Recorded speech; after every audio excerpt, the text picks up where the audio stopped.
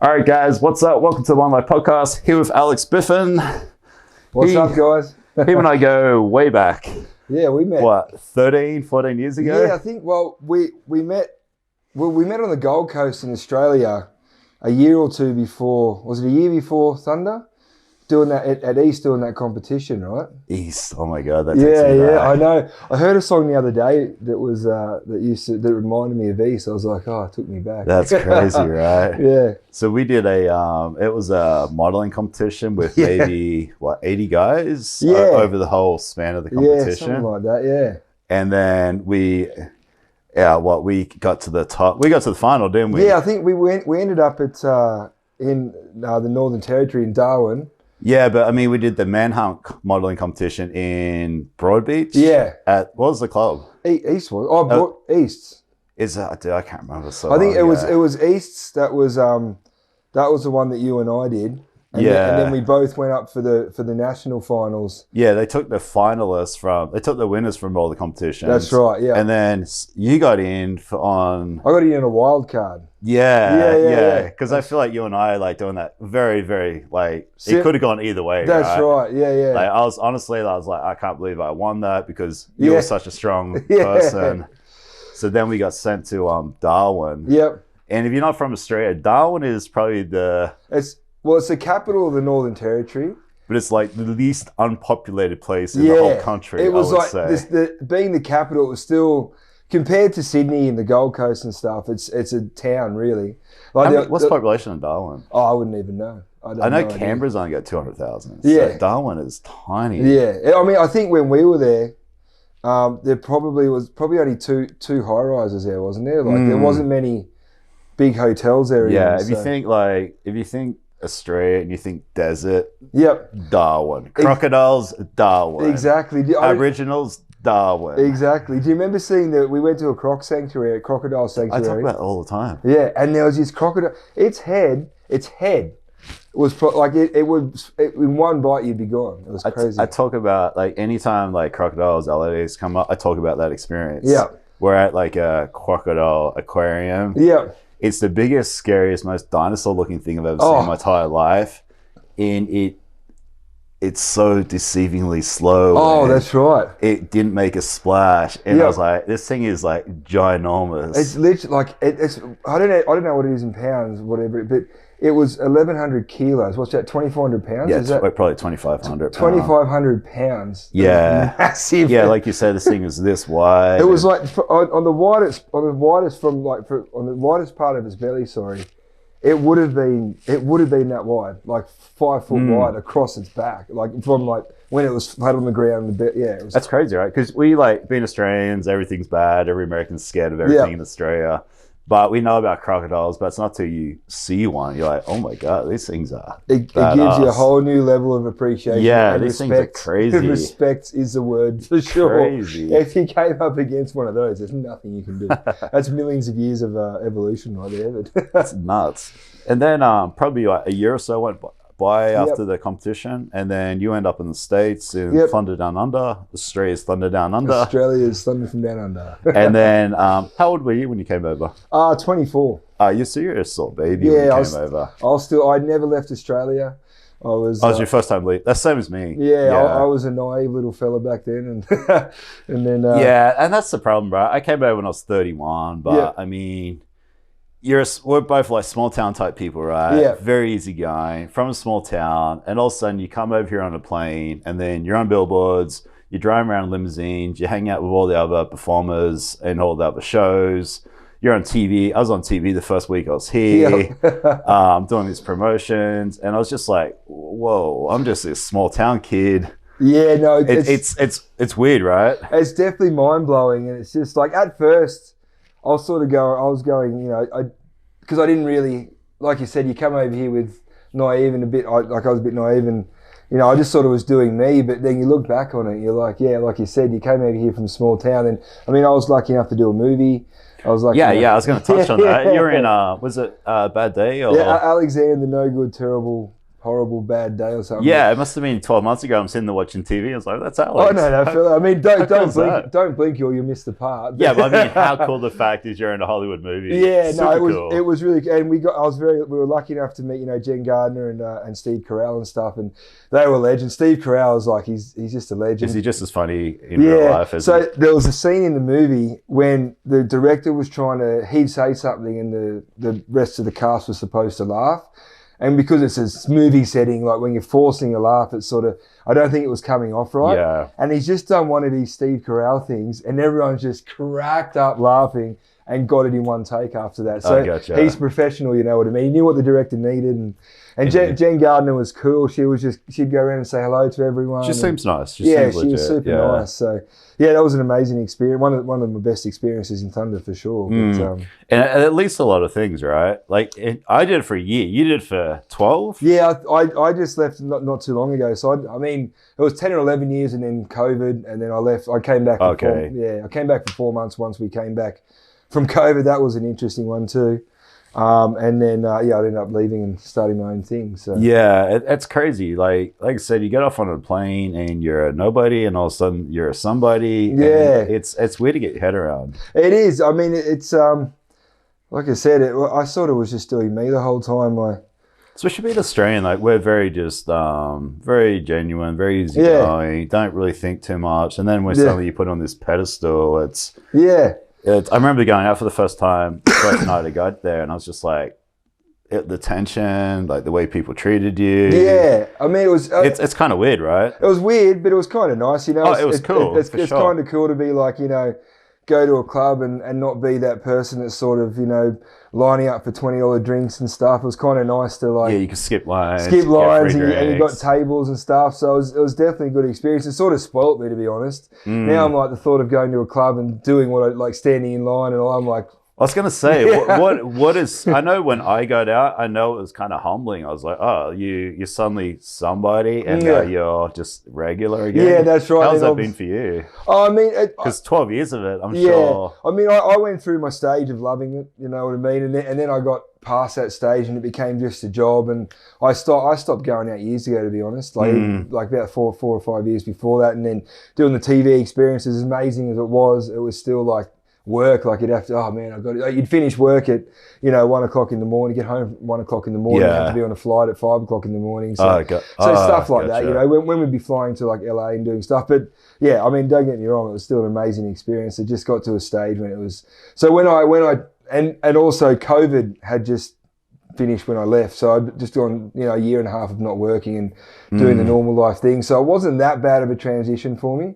But it was like I said, I definitely got spoilt when I go out, like having to line up in lines now and stuff like that. So, I mean, you're still blasted on half the billboards. They still like, there's a lot of old billboards out there, and you're on a lot of them. Yeah, I mean, I did the last billboard shoot. I'm surprised I haven't done a new one, to be honest, because on that billboard now, I think there's one guy left in it. Might be two guys. Oh, is it really? Yeah, I think it just left in the show. But I thought they were going to, I thought they were going to do a new billboard this year, but they haven't done it. So gotcha. Holding on to it.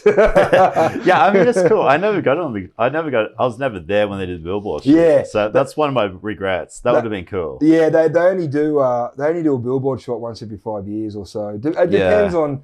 I think it depended on the cast and who was still there and who wasn't. Because I know the billboard. My first billboard, I was lucky enough to get on one my first year. Timing was right, you know what I mean? And the billboard before that was about 7 or 8 years old. Yeah, that's right. Yeah. So all those guys weren't even around. Yeah, they'd been gone 2 or 3 years. So I just got lucky and just kept getting lucky, timing. I had someone was. I mean, you're a big, strong, good-looking dude too, so that kind of helps. Yeah. So as far as like Thunder, what's some of your favorite things about like on the show? Some of your favorite experiences? Cool. I mean, definitely the travel. Like we got the travel because you were traveling for a while, right? Yeah, you're traveling for years, weren't you? Yeah, I toured for 4 years. I think 4 years I toured. So you've got explain it to you got a traveling show and a Vegas show. Run Correct. me through that. Yeah. So there was actually 2 touring teams there for a couple of years. Oh, was there really? Yeah. Wow. So, but they had, generally speaking, they have 1 tour team. Yep. They just tours the world. 5, 6 guys. So 5 dancers, one MC, and then we Okay. have a sound and lighting guy that tours with us. Paddy is an absolute legend, and then there was a manager that would manage the boys. Okay. Yeah. But yeah, no, that was. You did that for 5 years. I did that for 4 years, around about 4 or 5 years. So you're living out of suitcase. I was just for 11 months. So normally the tours would tour the world for 10 or 11 months, and then you'd go home for a month off. But I'd always stick around here in Vegas. Where'd you stay? When you stayed in Vegas? They'd put me up in Excalibur. Perfect. Yeah. I mean, you ended up with me there for a while, didn't you? Yeah, that's right. That's right. That's when we used to share rooms. Yeah. That's right. Because I was here, and then all of a sudden I had a room to myself, and then you were with me for a couple of weeks or a month. That's right. Because that's one of the biggest misconceptions, because people see the guys on the billboards and they must be living this rock star lifestyle, but then the behind the scenes is that you share it. Well, we actually got that changed, which is great. So the guys get their own rooms now touring, but I gotcha. But the whole time I was touring, except for like the last year or so, or 6 months or so, you used to share rooms. So and then you'd be driving for up to 10 or 11 hours a day, and some remote little town. That's right. Through this remote little casino in the Midwest, or you'd be driving for like 2 or 3 hours.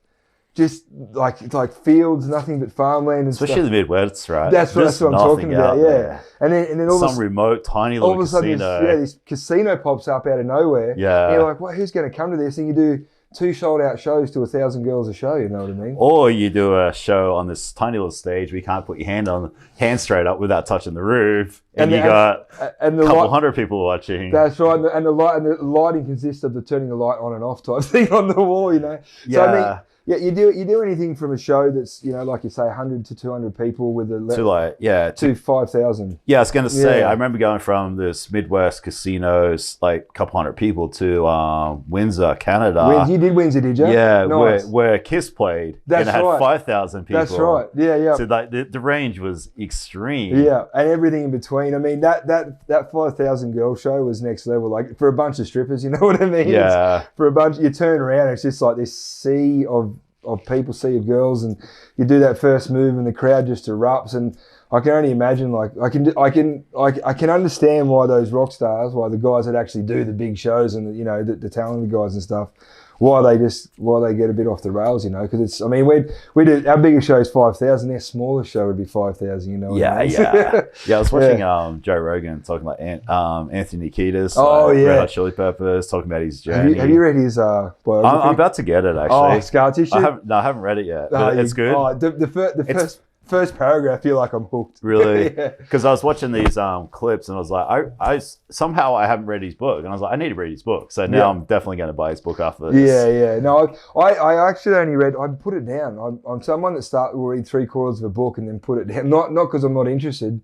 I just put it down and then I forgot about it. But I got to finish it off actually. Did you So I do audiobooks. So when I'm at the gym, when I'm in the car, editing photos, I probably 2-3 hours a day I get audio in. Yeah. But Total Focus, did you get it? Oh, I got it. I haven't started listening to it yet. I'm waiting till I can get back in the gym, and because I've been doing doing what do you call it? So I need to, when I'm back in the kitchen next. Actually, I'm going. Perfect. Because that's great. When I'm cooking, my days normally consist of about 8 hours, and I'm normally just listening to like Netflix. So now I got to listen to that Total Focus. Honestly, if you're not doing a lot of reading, a lot of business reading, it's a game changer. Yeah. It is the best thing I ever did. I started reading when I was maybe 21, 22. Yep. And then the older I got, the more obsessed I got with it, the more I learned, the more I realized I didn't know. And then the more educated I get, the better I get at anything I do. Yeah. I cannot stress it enough. No, that's right. Especially now you're starting your own business. Yeah. No, and this is the first time you ever had your own business, right? Yeah. No, for sure. I mean, that's the thing, when you start learning about stuff, you just learn how much you don't know, right? and the cool thing about reading is rather than you having to make all the mistakes yourself, you can learn from other people's mistakes.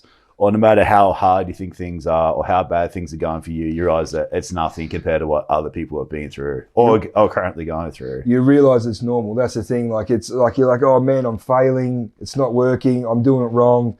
And then you listen to other people's stories, or you read, like you said, you read some stuff, and then you realize, okay, so this is just part of the process. You got to one of the best bits of advice. One of the best when talking about business is respect the process. I like that.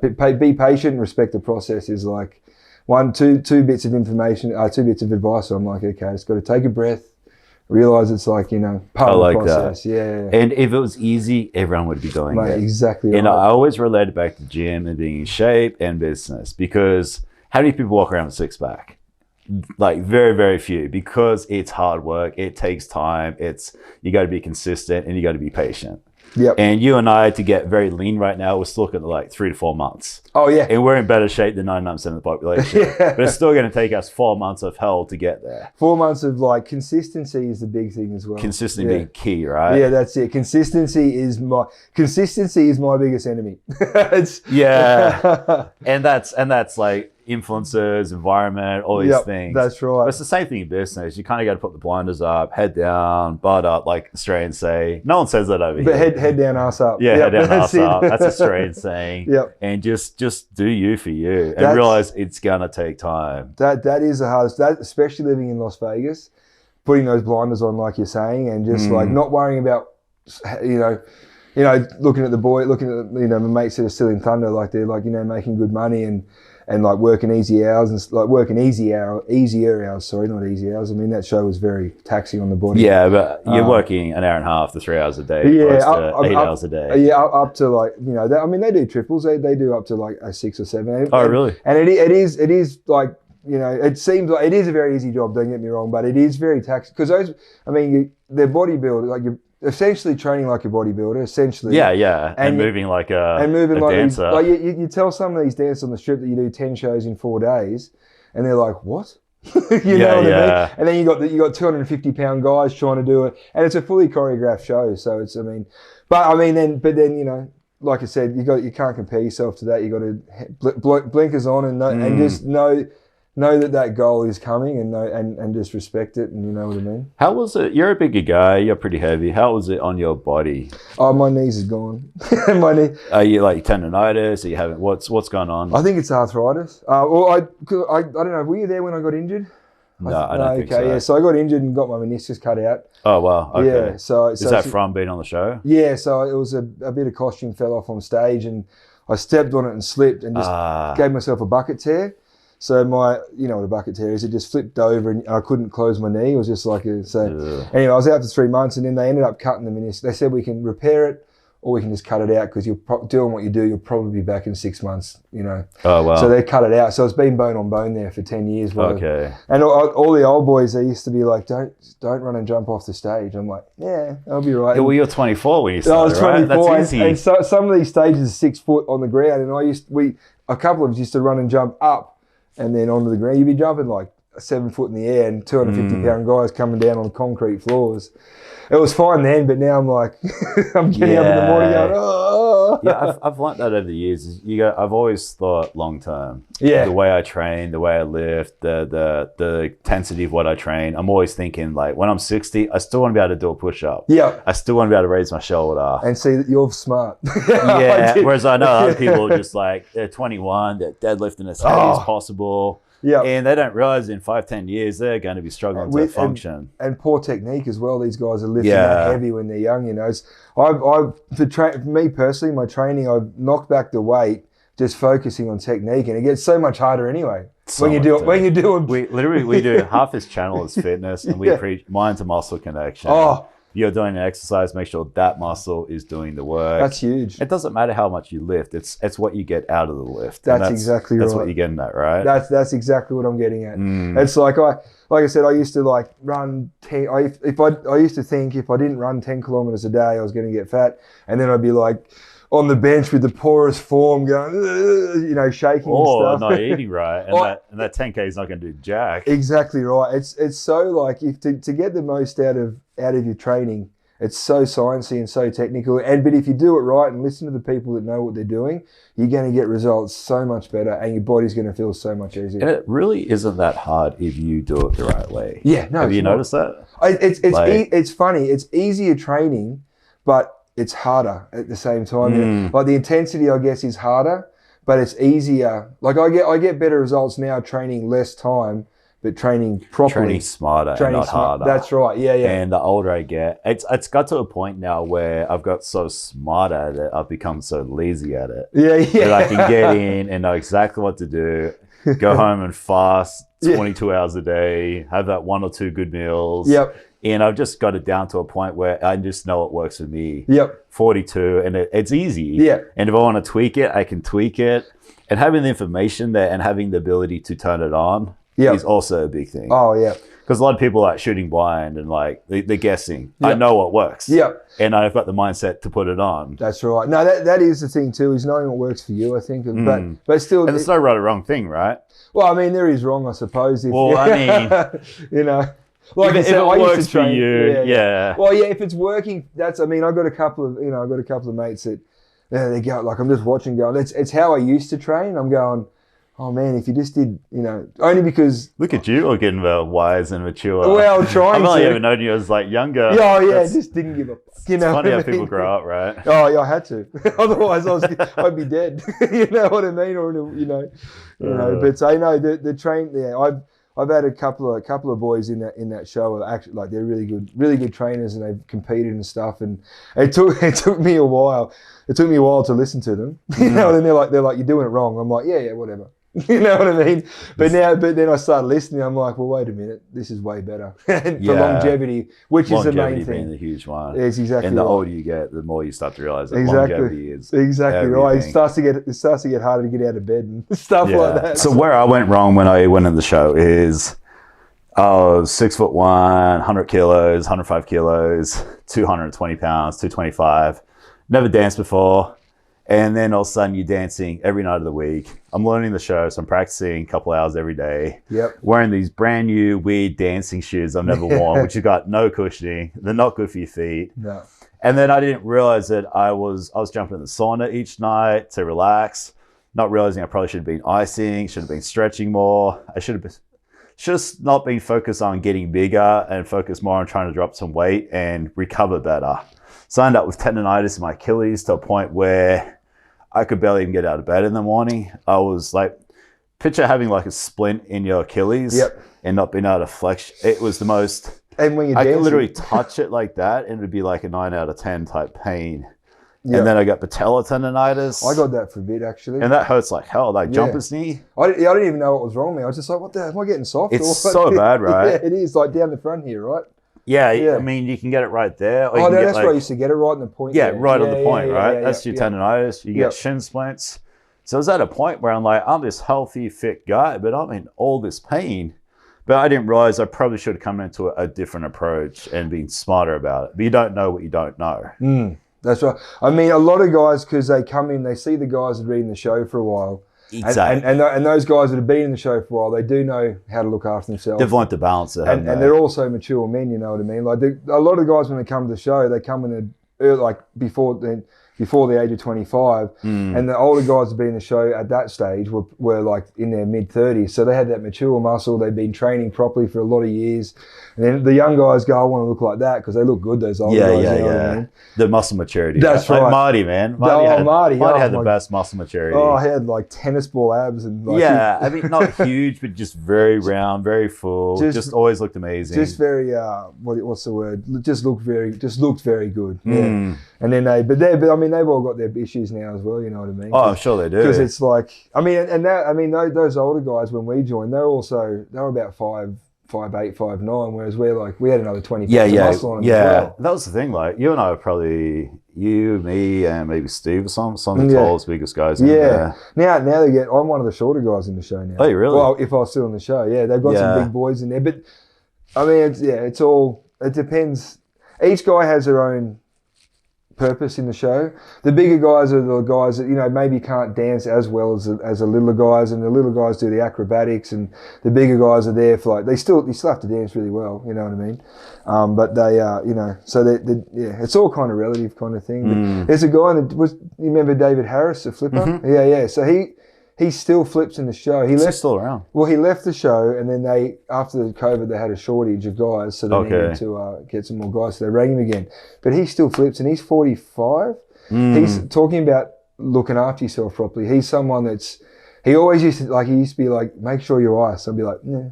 You know what I mean? Yes, I wish I knew that. Exactly. And he's been flipping, flipping Do you mean like his flips was like just spectacular? Yeah, he just. Yeah, you do the back handsprings and a massive layout. His head would be 6 or 7 foot off the ground when he's doing a layout, but he gets around fine now. Like because he iced, because he stretched, because he all that type of stuff. Took her and stuff. Yeah. No, that's amazing. I had a question for you, and I just lost it. So you're doing the show, you're loving it, having some cool experiences, being on a movie. Yeah. Traveled the world, Traveled the world. Europe, Asia, Australia, New Zealand, Canada, America. That's amazing. Yeah. How do you like the States? I like this. Australia's always going to be my home. Me too. Yeah. It's just something about it, right? Yeah, I mean, it's just where you grow up. I mean, Where'd you grow up? Just outside of Sydney. Didn't you grow up? I grew up in Old Dollar. Where'd you grow up? Yeah, Camden. We grew up not far from each other. Oh, you in Camden, were you? Yeah. Oh, That's like right. it's like 40 minutes from us. Dude, we're not each other's side. Yeah, that's right. Because I've had this conversation, but it was like 10 years ago, 12 years ago. Yep. Gotcha. Yes. What was it? What was the question again? The States, America. Right. Yeah, so the States. So America's really, I love America. It's cool. There's a lot of opportunity over here. You know what I mean? Dude, amen, right? Yeah. I say that all the time. Yeah. If I could pick one thing about America, if you work hard, there's so much opportunity. The American dream is real. If you work hard, it is getting harder. And what people don't realize, Australia's got 24 million in the whole country. Yeah. America's got 330 million. And then you got Canada and Mexico bordering it. So you got access to... I think Australia's population almost fits into the state of New York. Almost. I think it's like... Yeah. I think it's something like 10, like 15 million there. Yeah. Well, let's look at this. California, Australia got the same population. Right, there you go. Yeah.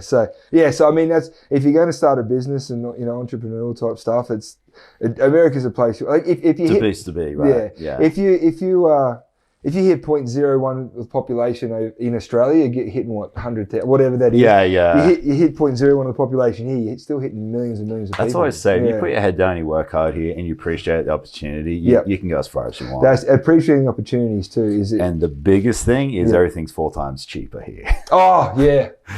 Actually, I don't think people quite believe me how expensive Australia is. How expensive is Australia compared to America? The last time I went home to do, this is even like 8 years ago. So, because I'd only go home for like a couple of weeks at a time. I was sort of rushing around. But the last time I actually did a proper shop in Australia, this was like 8 years ago. To do a shop here for a week would probably cost me $120, and that's if I'm splurging. Yeah. In Australia, sticking to close-ish to the bare minimums, like not the bare minimums, just I'm still eating well, but I could, you could spend more, $450 or something like that. It's like, it's crazy. So, to kind of put that in perspective is like alcohol, cigarettes, the shoes I'm wearing now are $60, $250 in Australia. The alcohol's a big thing. Alcohol, cigarettes, cars. Yep. 3 to 4 times houses. Yep. 3 to 4 times more expensive. Yeah. So like a bottle of vodka, $25-$30. You're looking at like $70. I think. $70. I think it's over there. That's like, and we're not even exaggerating. This comes from 2 people. No. In Australia, so they had a couple of new fellas that had come to that Thunder show. I still duck in there and say get every now and then. But the 2 new guys were telling me like a pack of cigarettes is now $50-something for a 25 pack. They just, I get the government's making their money like off the bad stuff. A case of beer now, I think like a Teddy's is like $60. It's like that's my biggest worry about going home would be the prices. And being so used to this. Yep. Dude. And it's not like you're getting paid anymore. Like your minimum wage, you're getting paid more, things like that. But when you work for yourself and you dictate what you make, it's got to be. It's so average much. house is $500,000. Yeah, that's right. I mean, it's so much. I imagine I don't have anything to back this up on at the moment, but I imagine starting a business over in Australia would be so much harder because you've got to have so much more capital to start. Unless you're starting from the ground up, starting in your house or whatever. It'd be like just the amount of money you'd need just to get the basics started. But yeah, and we're definitely not dissing on Australia. Australia's a beautiful place. Oh no, I love Australia. You don't worry about getting shot, or you don't worry about if you get in road rage. You're not worried about someone pulling out a gun. Yeah, that's exactly right. Big guys like us generally don't get hassled. Yeah, exactly. But yeah. The medical, like we don't, like medical comes out of our taxes. Like I've been to hospital so many times in my life and never racked up a medical bill because it doesn't work that way. Yep. I've been in hospital here a couple of times, and it adds up very quickly. Oh yeah, if you don't, if you don't play that right when you go to hospital here, you're getting that with a healthy bill. But yeah, no, I love Australia. Australia's the best. My ideal thing is to get my business going, so I can do 4 months here, 4 months in Australia, and then 4 months doing, you know, whatever I want to do. Obviously, that's like 5 or 10 years down the track. But I mean, I'd love to spend some time at home. The ability to move around, right? Yeah, that's true freedom now. Is time. I don't particularly like Vegas, but I like the fact the airport's 5 minutes away. Yeah. I think Vegas is fine if you can get out and travel as much as possible. That's exactly. But if you're stuck here all the time, I feel like it's very depressing, especially coming from the beach in Australia. Yeah, that's exactly right, mate. I exactly what you're saying. I think for me anyway, it's important for me to get out of Vegas once every 2 months at least, just to see the ocean, see some trees, some see grass. some flora and fauna, mate. Like, my wife, she didn't get it until she's from Miami. Yeah. When we first started, I went down to see her a couple of times and whatnot, and it started raining one night when we were out, and I just went and stood in the rain. She do it all the time. Yeah, and she thought I was weird. People hide in the rain here. Exactly. Or if you don't wear shoes here, people think you're a freak. Oh, that's the other thing too. Dude, we would not wear shoes half the time, like go to the beach. The amount of times I got in verbal arguments with gas station attendants over here in the States. Oh, because I wasn't wearing shoes or a shirt, because I was used to Australia. Yeah. Like, you can just walk anywhere, no shoes, no shirt, and it's no not worries. this cocky, like, look at me thing. No. It's just what you do. What you do. Yeah. It's not even if you wear flip-flops or exactly. thongs here. That's it. It's not about showing off. It's just what you do in Australia. Yeah, you put some shorts on and you're good for the day. Exactly right. Oh, dude, it's amazing. Yeah. So you have changed your career recently. Yes.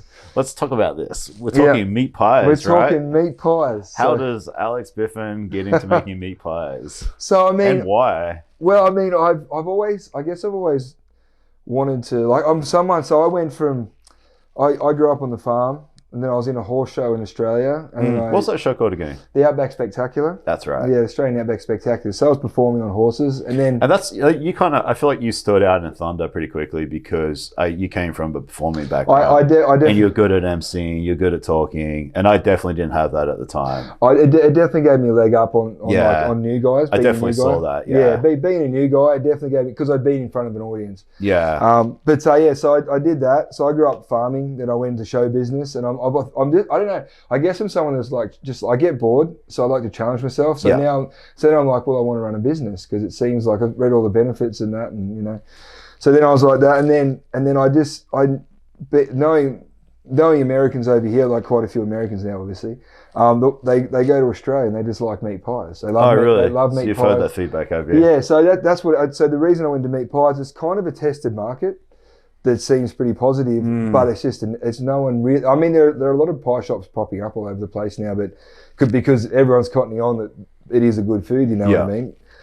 So that's all the reason I went into it, and just being part of Australia to the States as well is pretty cool. It's kind of nostalgic. Yeah, you know? I definitely feel that. Yeah, I always think about that. Like, what does America got that Australia doesn't? I could bring there, or what does Australia got that America doesn't? I could bring here. Yep. And that's exactly what you're doing. Yeah, that's right. That's kind of down the track where I want to go. I think I want to like. There's so many cool like restaurants over here that would go so well in parts of Sydney. So many things. Like the first thing that came to mind when I first moved here was Redbox, the movie rentals. Oh yeah, right. We didn't have those. Are they in? Have you been home to Australia? Not for a long time. Yeah, right. Yeah. Like I'm sure they do have them Probably, now. But at the time, I was like, this thing would thrive. Or, I see so many things, and I don't know what Australia has now, but so many things I see here which would thrive there. And like you said, and vice Americans versa. love the Australian culture. That's right. Dude, just want to touch on this. Steve Irwin. Yeah. Did you really watch him? Did you really care about him? I mean, you knew about him, but you didn't really care, right? He was like a froth over him, you know Dude, what I mean? Everyone throws on him here. Oh, they love him. And Crocodile Dundee. He's such an idol here. He is, Everyone loves it. Everyone watched the show. In Australia, I don't like to say embarrassed because he's amazing. He's done amazing things for Australia. But the way he talked and the perception he gave of Australians, I feel like a lot of Australians were kind of maybe slightly embarrassed. Yeah, I mean, I was never embarrassed because I never really cared what other people thought. In a respectful way, I never really called what, But I mean, he's lingo and stuff. Yeah, right? no, we don't talk like that. He was definitely hardcore Australian. Like he was like he's not You know, we're talking normally here, but he's like, have you ever said crikey in He's your like, life? oh, mate, yeah, you know, exactly right. But he's done amazing things for Australia. Exactly right. And the funny thing is, I always wondered if he was putting it on. Yeah. But no, that was... Because his son's just the same now. Yeah, and that's what he was like in real life. So, yeah. So I mean, you got to give it to him. Like, if he was putting it on, you'd be like, "Oh, come on, mate," you know, tone it down a bit. I mean, he's done more for Australia than anyone. Really. Crocodile Dundee was the last one before him, right? Yeah, and that was what's his name? Paul Hogan. Paul Hogan. Yeah. That goes back. Yeah. The funny thing is, I've watched. Sorry to cut you off. No, you're good. You watch that. I love those Crocodile Dundee. I especially love Australian stuff. Now I'm over here. Like it's so funny. Yeah, it's so far from the way Australia is. That's right. And then the big knife, the crocodiles. Yeah, that's right. And then I'm watching it with my wife. I'm going, this is like what she's speaking. You know, I'm like quoting the movie. She's like, I don't get it. I'm like, or even Australian stuff in Family Guy. They just just take the Mickey out of Australia. We're so far from that. Yeah, I know. Or The Simpsons. Remember the Simpsons episode with the Australian guy? And he runs next door and he runs like 10 miles to get to the neighbor and he's throwing like boomerangs. Probably. It's just like the biggest, like we're not like that. The good thing about that is you can capitalize on that, you know, you can. That's the thing, right? Yeah, and that's because Aussies seem to have a good reputation over here and anywhere because I think we're always just drunk.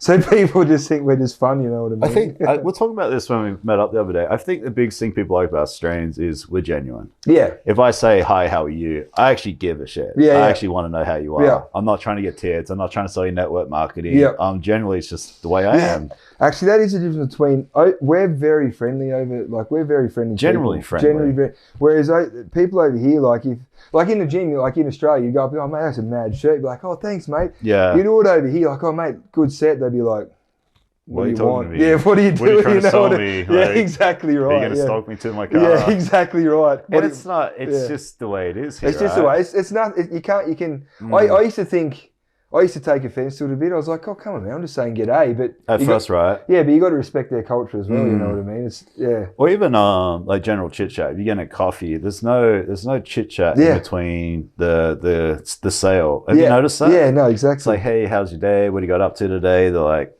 you both sit there in silence. Yeah.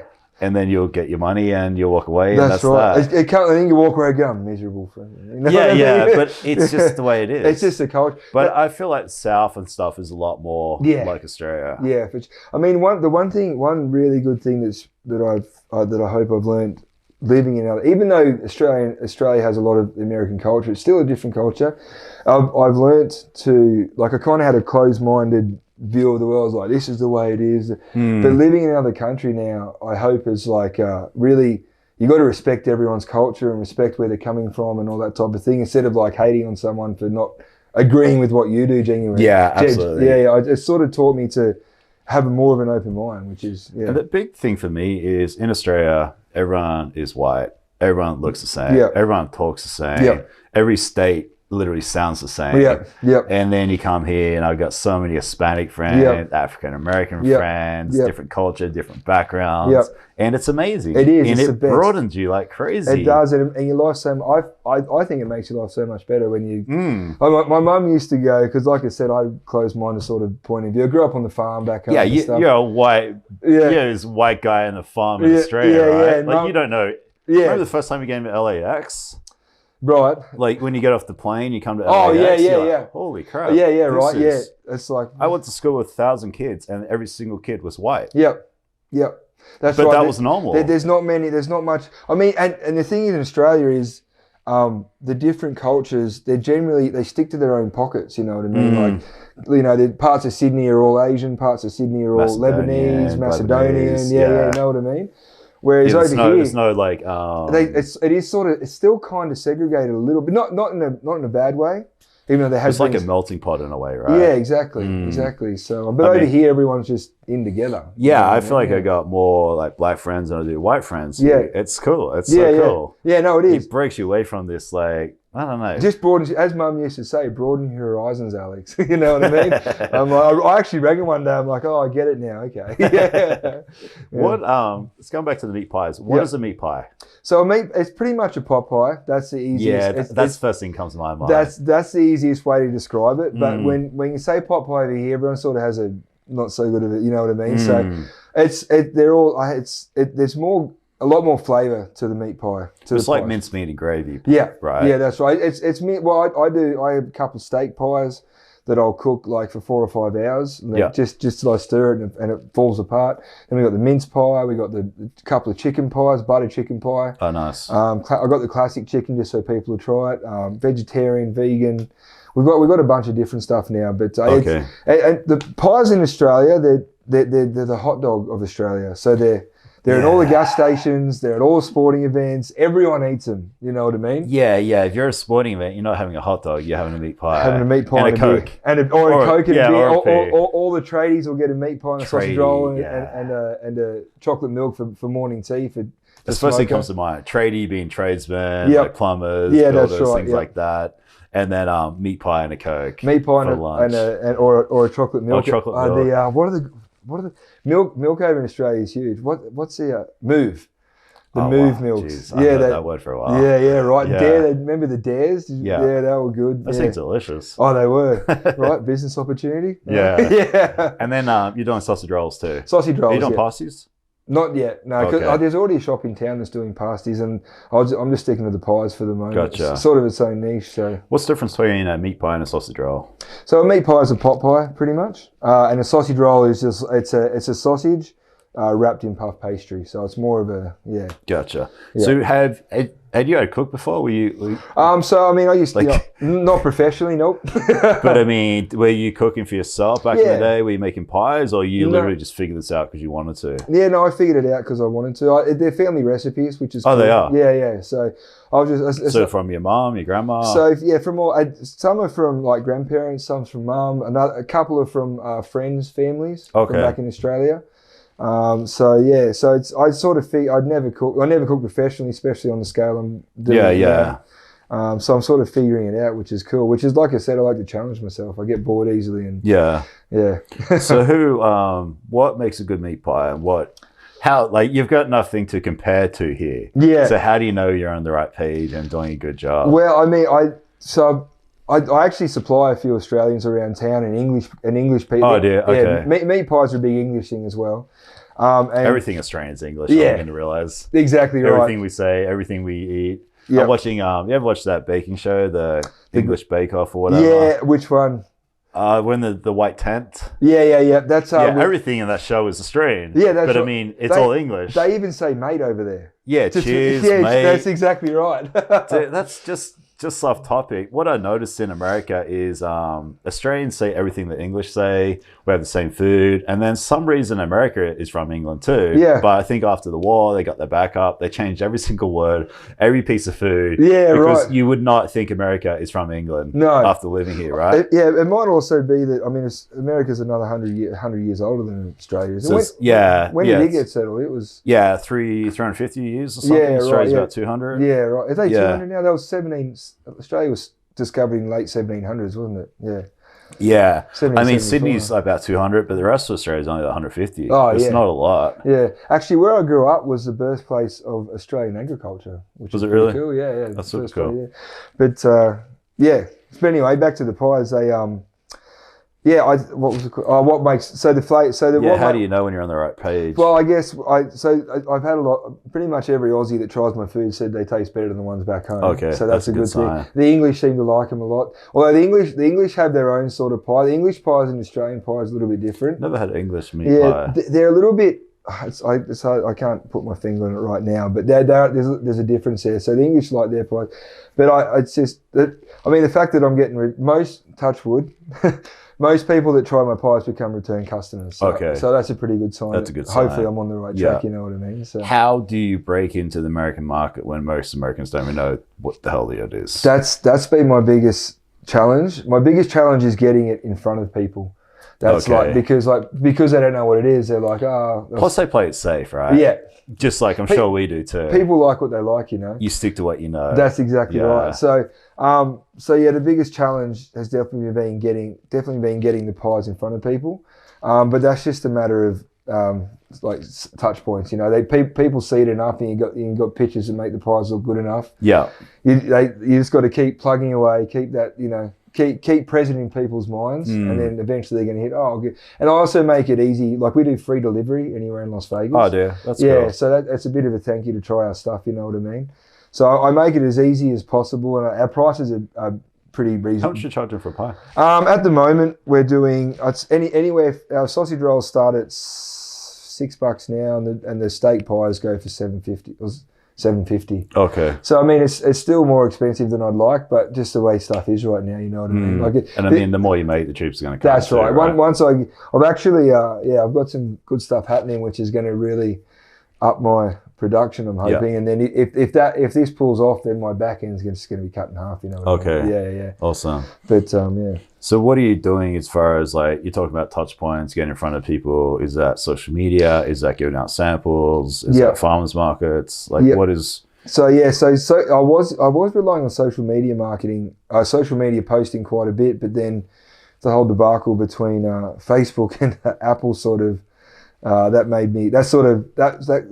actually caused me to made me redirect the business. I had to pull back because I made the mistake of just relying heavily on one. You're doing B2C, weren't you? I was doing B2C, so I was relying heavily on that one income, that one stream of income from the business. So that was I sort of made. So I went through about 6 months of figuring out what was wrong, what was happening, and then sort of redirecting. So the last sort of 4 or 5 months I've been just doing B2B. Okay, so you're going from business to business, and then they're selling it through their business. They're selling for me through there. Okay, and how's that doing? That's going, touch wood. It's been going pretty well so far. I love how you do touch wood. I do touch wood. Yeah. I don't know anyone else who does that. After being in business, as you probably know, the moment you say something or the moment you think you're going well, someone comes up and just goes bang. You're like, oh, exactly. And you're like sleepless for a week going, how am I going to fix this? What I can tell you from my experience, when things are doing well, work 10 times harder. Yeah. Do not step back. Do not push harder than ever when things are going well. And I've just been learning that recently. Because things aren't going very well the next month. You're like, damn, now I got to step twice as far forward to get back to where I even was. Once you're in that mindset, once you're in that working mode, I guess, it's easy to keep going. But when you got momentum. Exactly. When you got no momentum. And then you take your foot off the pedal. Just hitting your head against the wall. And it's like, oh, and then you got to make up all that time. And you're like, oh, man, what I should have done this. Anyway, it's all a learning curve. So how many businesses are you in? And what type of businesses are you in? Cafes at the moment. Okay. Yeah. So I know you're in Sunrise. Yeah. So I'm lucky enough. What's the... So mothership is Sunrise. It's owned by they got 3 or 4 locations, right? They've got 4 locations, including Sunrise. So they're awesome people. I was so lucky that they gave me a chance, and they've sort of worked with me a bit. I think they know that I'm new to business and stuff. I mean, that's amazing because they're established business and they're all over. Like I go there a lot, and I saw your sign up there. I was like, that's Alex, and But I mean, like you said, those touching points, because I'd seen you pop up on. I think I saw the sign and I looked up on social, and then I started to put together who it was. Yeah, that's exactly what you're talking about. Yeah, that's right. The touch. I mean, I went and got me because I knew nothing about business, and early on I knew nothing. Early on I was just like, man, I need some help. So I went and got myself a business coach who's actually Australian. Oh, really? Yeah, he's a bloody legend, Invictus Consulting. And he's amazing. So I was lucky enough that he was helping me throughout this whole process. Oh, that's awesome. He'll do like a 9-month course. You'll have a meeting once a month, and then and then he's available. He's available to talk to throughout like call or text or something. So if you're stuck on something, you need some advice. He's really great to talk to. How much you pay for that? If you don't mind me asking. That was his course I think it's $4,000. Okay. What I mean, that's nothing. That's nothing. It's investing back in yourself. And that's what he said. Because to be honest, like when I first looked at it, I'm like, it probably took me about 6 months to go with him. And the great thing is did you regret waiting that long? Yeah, 100%. Yeah, that's the thing, right? I should have gone with him. Jumped in. Yeah, I should have gone with him straight away. He's like my wife. She's very business savvy. She's run successful businesses down in Miami before, and she's like, yeah, this guy's good. You know what I mean? But he, so anyway, he's, he was great. He helped me out the whole process, and he talked to me about touch points. He goes, I think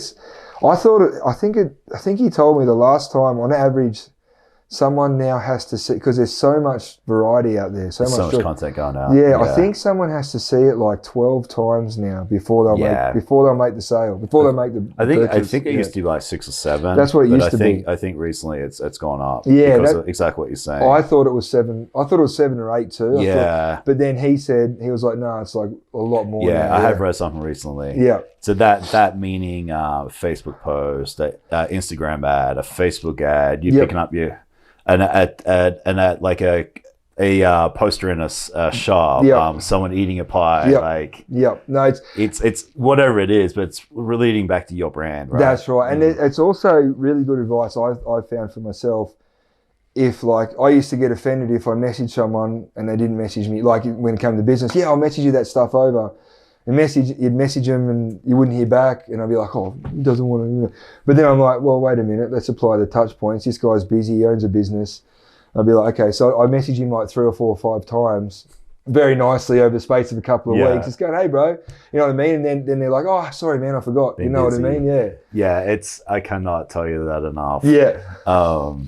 Yeah, even with the podcast, I reach out to someone and they no reply. Yep. I reach out to people all the time. Yeah. And 99% of them, no reply. Yep.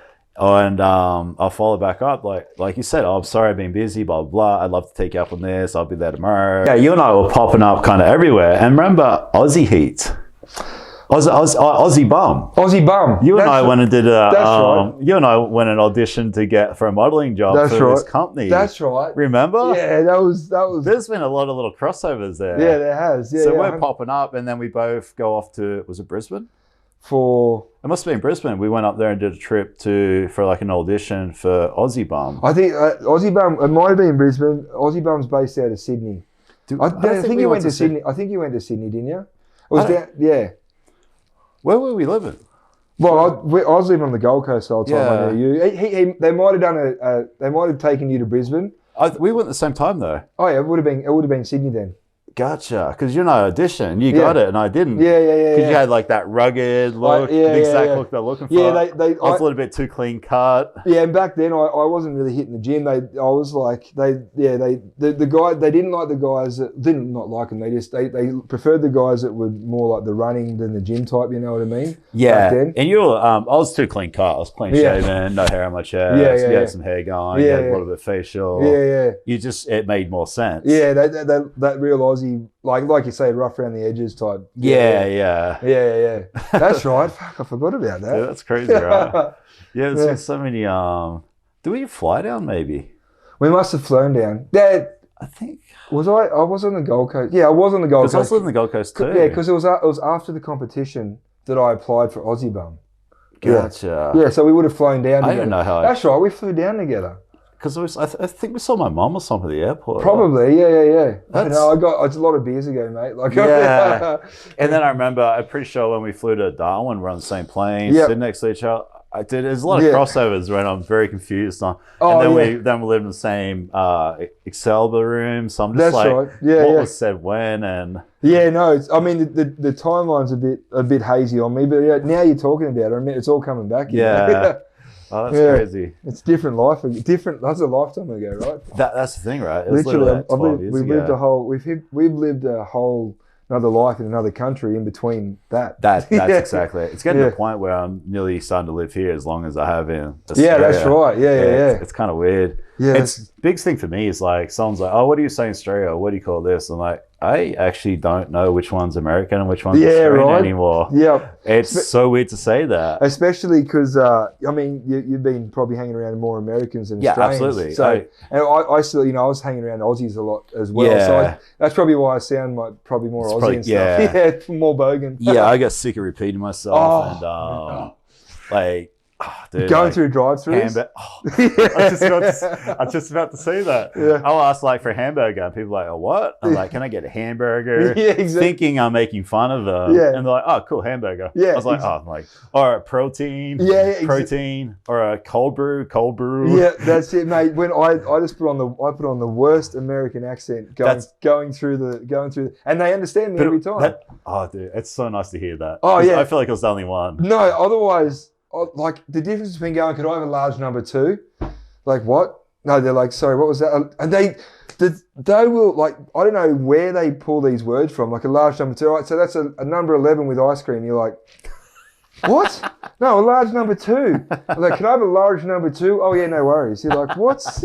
That's hilarious. Yeah. Or you'll say something and someone will just look at you like you just spoke Chinese. And I was just like, in the Midwest, like you'd be like I said, or at the McDonald's or whatever, ordering. Yeah, I'll have a Big Mac and a blah blah blah. They're like you know, when a dog gets confused, they're like that, lost, like in the head tilt. You're like, a large number 2 with a bit, and they're like, oh, okay. That's crazy. Yeah. Dude, I thought it was only one. Yeah, I was no. repeating myself. Oh, it does your head. Speaking slowly. Especially when, Now speaking to Australians, I'll put on American accents every now and then, like just because I'm so used, like certain words, like you have to roll your R's a little bit. Yeah, dude, that's a whole different conversation. Yeah. Like, what in Australia? What is rolling an R? There's no such thing. Yeah, that's right. There are no R's in Australia. If you hammer. Yeah, everything mirror. Everything ends in an AH. That's funny. If you ever want to like learn Australian, mirror or mirror. Yeah, exactly. Hammer or hammer. Has hammer. Melbourne or Melbourne. So that's crazy. So as far as the business, how's it going? Where are you trying to get to next? Is it just getting more? Is it getting more vendors? Like getting more stores? Yep. So what's the goal of it? So the next goal, like, is I don't want to talk about it right now because I'm like this particular bit just because I don't want to jinx it. But I'm hopefully going to be partnering up with one of the professional teams here soon. So very cool. Yeah.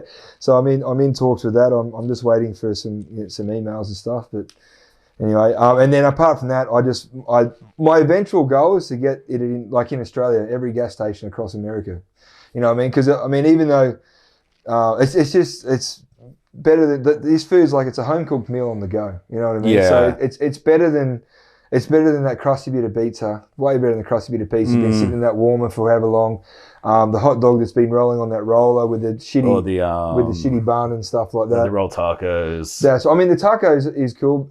Do they have those in gas stations? Oh, you mean the ones in the microwave? Yeah, that's nasty. See, it's good. It's good on the go. But our food it's a home cooked meal, like it's made. The meat pie and sausage roll is made to eat on the go. So it's and then if you can get them in the gas stations in America, like I said, most people that try our food become return customers. So I got a question for you. Like, you're talking about home cooked meal, and it sounds like you got a quality product. When I think gas stations, I think cheap and nasty. Yeah. So how do you? How we get it? So that's all going to be marketing, right? That's to me, especially with social media nowadays and the way the world is. You can market anything as long as you market it right. People are going to buy it. It's perception, right? Exactly right. I feel like perception is. And I feel like our products if you can get the perception right, the quality is going to back it up. Okay. You know what I mean? So, like I said, the hardest thing is getting my food in front of someone. That's my biggest challenge at the moment. Talk to me about that. What are you doing to do that? Just groundwork. Just what's it called?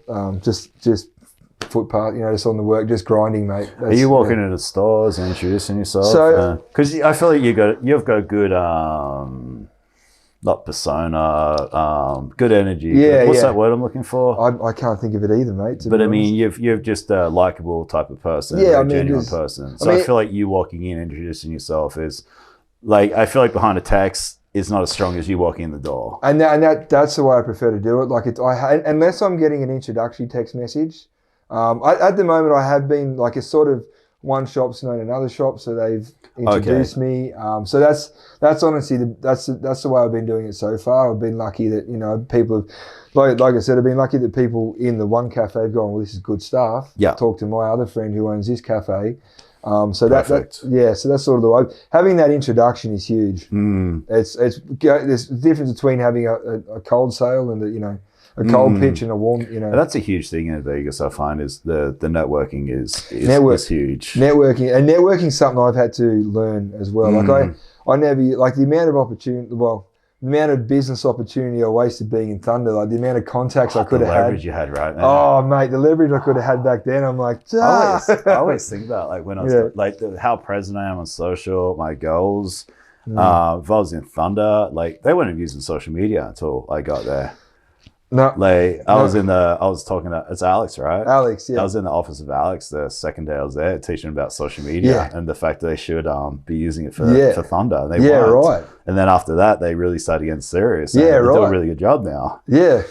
But having that leverage or that stepping stone, you could have been selling way more pies. I could if you took advantage of it. I mean, I could have had like the Vegas celebrities or whatever. I could have been rocking up the red carpets going, here, try this, mate. Or, you know what I mean? Or like some email list of everyone comes to the show. That's exactly right. Yeah. It's definitely some huge perks. Hindsight is 2020, right?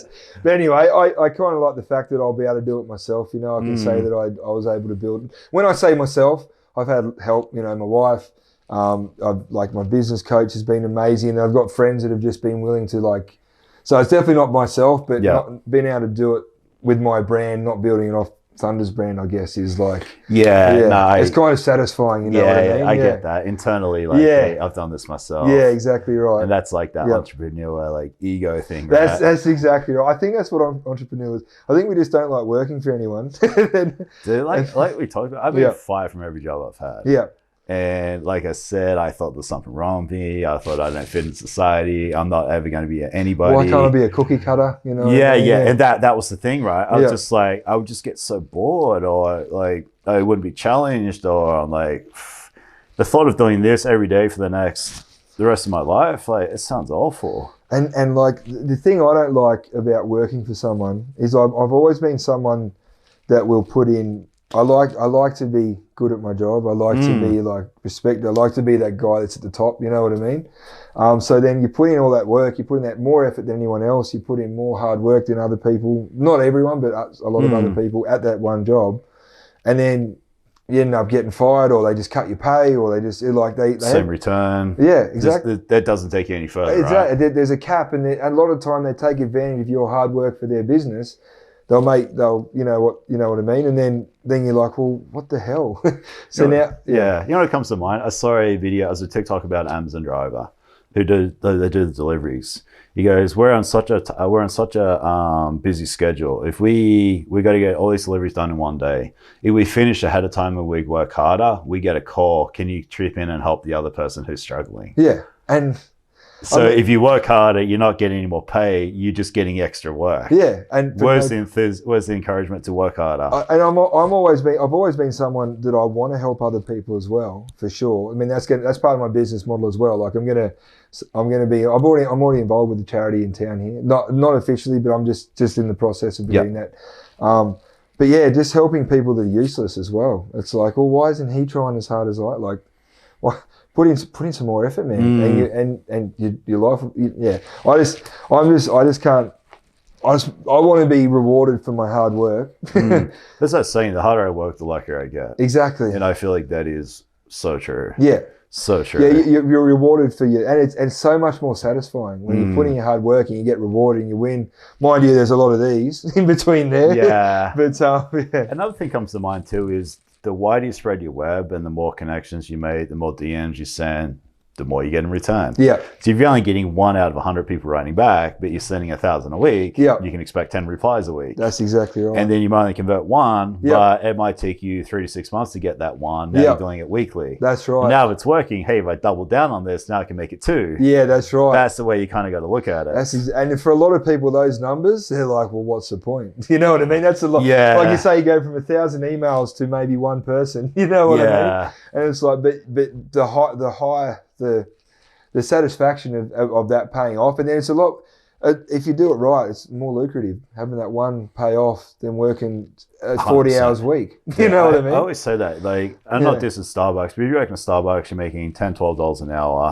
And you work for 40 hours. You may only make $400 or $500 in a week. But if you take those 40 hours and you put that into studying anything, exactly right. Now you're making $400 in a couple hours or in a day, or like I literally make $400 per hour doing what I do. I mean, that's a whole week at Starbucks for one thing, it takes me 1 hour, which I love to do. Yeah, exactly. And right. I don't mean in an arrogant or cocky way. I just mean there's always another way. There's someone else making $4,000 an hour, which is 10 times my work in 1 hour. Exactly right. And they put in the amount of hours they've put in to get to that level as well. Right. And that's what scares a lot of people is the amount of hours. They're like, even like my family have said, they're like, oh, it's hard work. I'm like, but it's not. It's like it is hard work. It's a lot of hours, but I'm doing something for me. And I also know that in 5 years, bigger. I don't have to. In 5 years, I'm hoping not to have to be like I said. I'm going to be doing the business side of things on a beach in Thailand. You know what I mean? Exactly right. As long as I do it right and I respect the process, you know what I mean. And it's going to be a hard slog to get there, but like it's going to be even just having that goal. Yeah, that's huge, right. Because most people aren't setting goals. It's invigorating. Too. Yeah, it's invigorating. You've set a goal. You know where you want to get to long term. You understand there's a process. There's going to be a lot of hard work. There's going to be lots of ups and downs. Yep. You're reading. You got a business coach. Yep. You're doing the right things to get there. I'm trying to do the right things. And you're relentless. Yeah, relentless. Which has been the biggest one. The owner of Mothership Whining, she's like anything she says business wise or anything she says, I'm just listening. I'm just like I really want to get her on here. We'll have to see what we can do for sure. Yeah, she's a very busy person. Yeah, I could imagine. Very busy, but that's the thing. The people I'm trying to get to, I understand they're busy. Yeah, but I'm also willing to do whatever it takes for these people. That's right. Yeah. She said one day, she goes, it's the difference between an entrepreneur or a business owner that's successful and someone that's not is how many times they get up. It's just like how many times you get smacked down, you get fall flat on your face. It's just like there's been at least 2 or 3 times with me. I'm like, why am I doing this? I don't know if I can do this anymore. Yeah, I don't know. And then the next couple of days or within the next week, something comes along. You're like, oh man, you just you know what I mean? Yeah. You ever read that book, Think and Grow Rich? I have, yeah. Yeah, he talks about like when he's like falling just short of like hitting finding the goal. Yep. That's the perfect example. You just never know how close you are to really popping. That's exactly. You never know how close. And like you're talking about, you're talking to 10 or 20 people all at once. One might pay off, and then that one's might have a connection to the next one, and then And then I find the more you read, the more you listen to other people's stories, you realize everyone's been through hell. Oh yeah. As Richard Branson's book. I haven't read that one yet. No. So when he started Virgin Airlines, British Airways spent 10 years trying to put him under. Really? Meaning they hired staff to call up his customers and cancel his flights. They spent ridiculous amount of money trying to put his business under. That's crazy. When Netflix first came about, they approached Blockbuster to team up. Blockbuster said no. Then they went and started their own version the next day. Oh man, that's like you tell me your problems compared to that. Yeah, that's right. Nothing, man. For Richard Branson he was trying to get held under by such a massive company. The monopoly, the only airline and at the time. And he still kept going. That's for 10 years. I think Elon Musk too went through the similar thing. He was trying to get taken down, or like the government wouldn't, like no one was supporting him. Everyone was saying he's not going to fail. Not Airbnb, the Uber. They fought so hard to get in certain places because the taxi had the monopoly. I think it was one especially in Las Vegas. Especially in Las Vegas. Screw the taxis, man. And they had to fight tooth and nail for years and years and years. It was one of the big Shark Tank people. They got I think it was Uber. They got approached with Uber. Oh yeah. Said it never worked. Same as Ring. Yeah. The doorbells. Oh really? That was really? It was under a different name. And it got cut down. Oh, they didn't want to. They didn't want to accept it. They're like never. And then work. Amazon got it, and now Ring's Ring. Yeah, one that's of the biggest companies around. Yeah, that's right. It's got to keep getting up. It's got to keep getting up. That's the hard bit. Like I went through the last 6 months, like I said, because I was relying heavily on one income stream. Yep. Which I've learned you should never do. You got to be getting a couple of different income streams with the same business even. Like I was getting up and going to cook pies. I was losing money every day. You know what I mean? That's hard to stay motivated, isn't it? Oh, that's like that's one of the. There was a couple in that period there, in that short period there. I was just like, there was a couple of times, I'm like, man, screw it, let's go get a safe job. But then I can't fathom going to work for someone anymore. I can't. What I mean? I can honestly say I will never work for someone else ever again. I will do ever again. I will try my hardest not to work for anyone ever again. Like it's just The biggest thing I learned is once you get money behind you and you stop living above your means, you become free. That was talking about leaving Thunder and then doing this. That was one thing I had to really, because what was your living like? Were you Thunder? Yeah, were you living like we having some fun? I was having fun all the time. I was having too much fun. You know what I mean? I was like, and I knew there was a good paycheck coming next week and all that type of stuff, and I had that safety that, you know what I mean? Yeah. And I honestly been lucky. Like my wife's been very supportive. Like there was a period, a couple of months there, I was spending more money than I should have.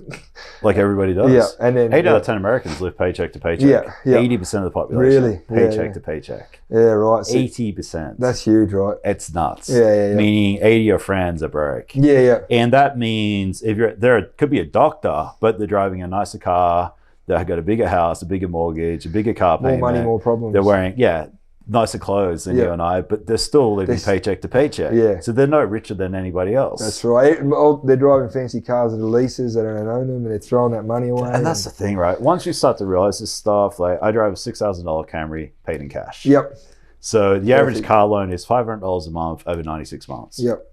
$500 a month. So every month I'm $500 richer. Yeah. Than the average person. That's right. Just by driving that That's right. regular crappy car. That's right. I live in a small little place, which it doesn't cost me that much. That's perfect. So then when I make money, it's my money. And then you make that money work for you. Yeah. Instead of throwing if I make $1,000 tomorrow, that's my money. Yeah, that's it's right. not pre-spent on my mortgage, on my rent, on my clothes, on my credit card. It's and that's what allows you to be free. Exactly right. Yeah, living below your means is, and I still don't do. I'm still like, it's still I don't do it as well as I'd like to. Let's put it that way. But the fact, it's being aware of it and slowly getting better at it. Yeah. And then what I find, the more money you get behind you, the more you make. That middle gap is now yours. Yep. It gets more and more rewarding. That's exactly and right. then being able to jump on a plane tomorrow and not having a boss telling me I got to go to work, and also having the money to go wherever I want. Is the best feeling you possibly could have. That's exactly right. I love that. Just not answering to anyone. Not having to answer anyone, but also because most people either lack time or they lack money. Yeah. Oh, sorry, they lack the freedom, like time, or they lack money. Yep. And when you can kind of have both, that's when you become happy. That's freedom. That's financial. And then also too, it's realizing what makes you happy. Yep. Like, do you need to make $1 million a year, or you're happy making $100,000 a year, selling pies, being on the beach in Thailand, running the business? That's right. That's exactly you got to work out what you want to do for you. Yeah, that's right. And that's your journey. That's exactly right. Once you figure out what you want to do, it makes the journey easier.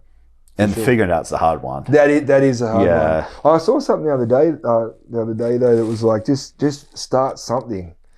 And then if you don't like it, at least you've walked down the road, you've given it a crack, and if it doesn't work, then it also sets you up for the next thing as well. Be a stripper. Nope. Don't do that exactly anymore. Right. At least I know. Exactly right. but it opens up, if you fail like 10 times, it still opens up the door to the next thing. You've got that experience. You know what I mean? It's just, like you say, the hardest thing is figuring out what you want to do. As far as I know what I want. I know how I want to live. You know what I mean? Yeah, which is kind of reverse engineering. Yeah, right? yeah, that's right. This is how I want to live. What have I got to do to live that way? That's exactly right. What have I got to do to step that up? Yeah, that's right. Yeah. Then it's just getting your business going to where you don't have to be working in it. You're only working on it. You just got to. It doesn't really. Yeah. You don't necessarily I don't necessarily love making pies. I love the fact of learning how to do a new business and stuff like that. And I've always liked making people, making people happy, I guess. So food's one way of doing that. And making pies can be taught to anybody. Yeah, that's right. Have you, E-Myth, have you read that? Yes. Oh, you have? So the first thing my business coach did was said, read this. Yeah, I was going to say, that's the most perfect book. That's the best. The E-Myth is it even talks about pies. Oh, yeah, it literally is. It's a literally a pie guy. Yeah, it's literally the most a perfect. Pie lady. If I could think of any book for you, it would be E-Myth. Yeah, it's just, like I said, just working on your business, not in your business is the biggest thing for me. Because even then I was just like, I'm just making pies, I'm going to make pies. And I was like starting to get sick of making pies. And that's what the book talks about. Do I want to get up and go to work today? Yes, I've got to, because no one else is going to do it for me. Exactly right. And now the fun of running a business and now become a full-time job. It pays less. You're working twice as many hours. Exactly. And you're not making any money. That's right. That's right. You can't work. A lot of people make the mistake of running their own business, but they still have that mentality of working in the business. Changing your mentality from working in the business to on the business is huge. That's what I had to do. Took me a while to get my head around, but now I'm just like, I'm fully focused. I'm now at a stage where I can start employing a couple of people. Yeah. And then it's all systems. You just got to have a repeatable system. I was going to say systems being the perfect word. Yeah. It's just what do you call it? Yeah, just repeatable systems, and cooking pies is easy. It's just following instructions. So you know, I also, on a side note, I want to be a good boss. I don't want to be one of those asshole bosses that I've had in the past. Yeah, you know what I mean. I want to look after my employees, and I mean, Richard Branch's philosophy is that you look after your employees, they look after you, right? So yeah, a lot of people say pay them as much as you can. Yeah, and don't be stingy. And yeah, but I mean that's individual thing, right? Yeah, that's right. Yeah. That's easier said than done. Yeah, I mean that's right. I mean I'm at the beginning of my employee learning process now, and I've already been through. There's been like 2 or 3 people that haven't really worked out. You know what I mean? Get used to that, dude. Yeah. So no, 100%. Like I've no disillusion that this is going to be. It's going to take me a while to find that one good employee that's then going to enable. You know what I mean? But I'm getting there. But you're willing to do what it takes. Oh, I'm willing to, man. Like I said, I know where I want to be. I know how I want to live. I'm not going to give up till because the alternative is going back and getting a job and secure a paycheck. Oh man, you don't want to do that. I do not want to do that, man. If I can help it, I don't want to do that. Cool, dude. All right, man. Thank you for your time. Thank you. Not a problem. Pleasure. It's great to catch up. Hope you guys got some value out of that. Find what you love to do and just kind of take action. And never give up, mate. Just relentless. How many times you get up, just keep going.